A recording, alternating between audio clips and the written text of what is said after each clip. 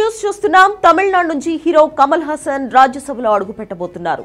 DMK party నుంచి ఆయనను అభ్యర్థిగా ప్రకటించారు. 4 అభ్యర్థుల్ని డీఎంకే వాళ్ళ ప్రకటించగా అందులో కమల్ హాసన్ కూడా ఉన్నారు. మిగిలిన 3 సిట్టింగ్ ఎంపీ విల్సన్, తమిళ రచయిత సల్మా, డీఎంకే నేత ఎస్ఆర్ శివలింగం. దీంతో కమల్ రాజ్యసభకు వెళ్లడం లాంఛనమే కానుంది. రాజ్యసభలో ఖాళీగా ఉన్న 8 స్థానాలకు గాను వచ్చే నెల జూన్ 19న ఎన్నికలు జరగనున్నాయి. ఇందులో 6 తమిళనాడు నుంచి, 2 అసోం నుంచి ఉన్నాయి. తమిళనాడులో ప్రస్తుత బలాబలాలను పరిశీలిస్తే డీఎంకేకు 134 మంది ఎమ్మెల్యేలు ఉన్నారు. ఈ లెక్కన 6 సీట్లలో 4ంటిని డీఎంకే, మరో 2 సీట్లను అన్నా డీఎంకే దక్కించుకునే అవకాశాలు స్పష్టంగా ఉన్నాయి.